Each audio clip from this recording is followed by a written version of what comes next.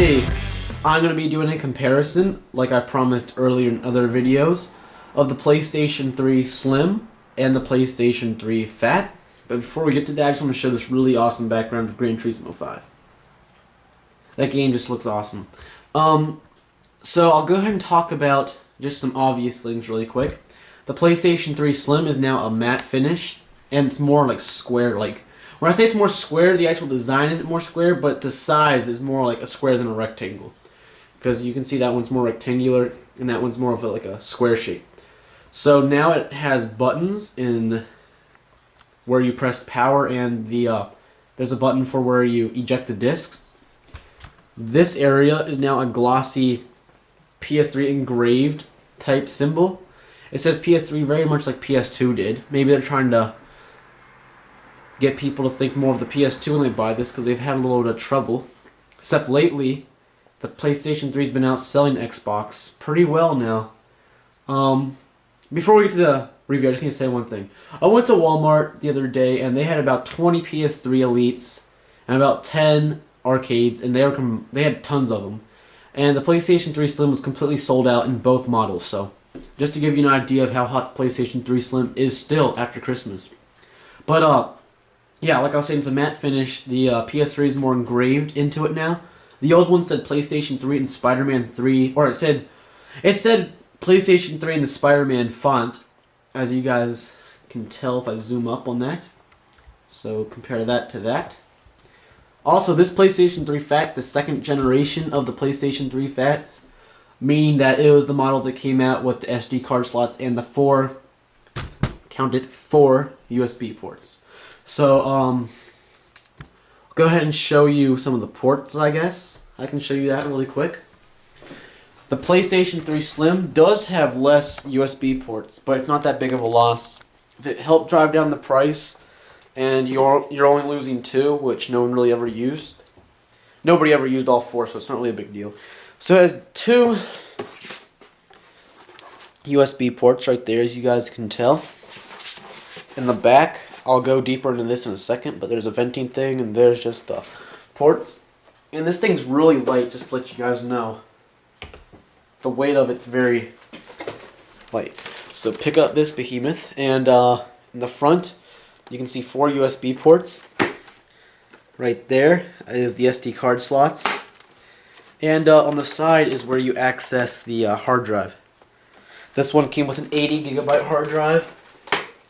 And the new PlayStation 3 Slim doubles that, and well, it doesn't double it exactly, but it almost doubles it and brings down the price by like $200. So I'm going to show you where you can take out the USB drive on this, or you can take out the hard drive, which is right there.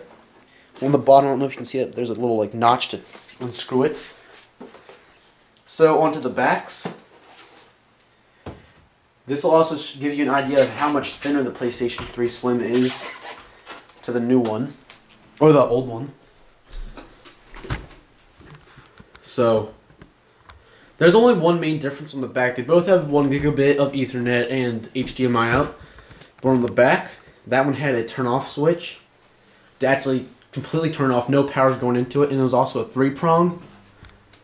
And the new one has no switch, and it has only 2 prongs with no power brick, like the Xbox. Both of them have no power brick. The PlayStation 3 Slim more goes to sleep, I guess you could say. It doesn't ever really completely just shut off. So now I'll go ahead and give you like a size comparison of them. I'll flip them around. You can hear me gasping for air after I pick that thing up. It seems like in videos you don't really get an idea of how much thinner it is, but it really is thinner. So yeah, look at that. That's perfect view right there. It's a lot thinner. It also, one more thing before we get more into like size. The PlayStation 3 Slim, like I was saying, only has 1 ventilation area. And no, it does not come close to overheating. I've been playing Uncharted 2 a lot lately, and it doesn't even come close to overheating. It just gets a little bit warm. So here's the PlayStation 3 Fat, all of its not ports, but ventilation areas. So right here, right there, on the bottom, and on the back. So and on the back. So it definitely had a lot of ventilation and things like that, but it wasn't really a big deal. But it's nice to be able to know that Sony's cutting down on the heat and things like that.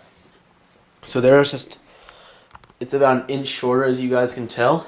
I'll go ahead and sit them on top of each other.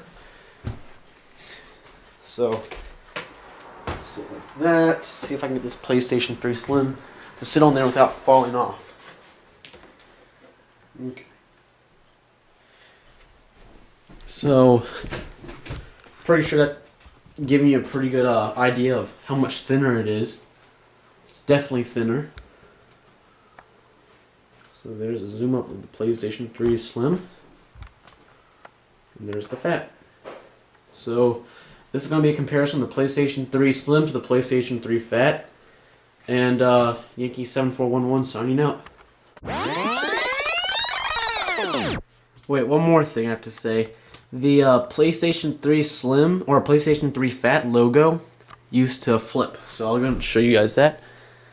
Flip like that, and it was multicolored. So yeah. Now, Yankee7411 is officially signing out.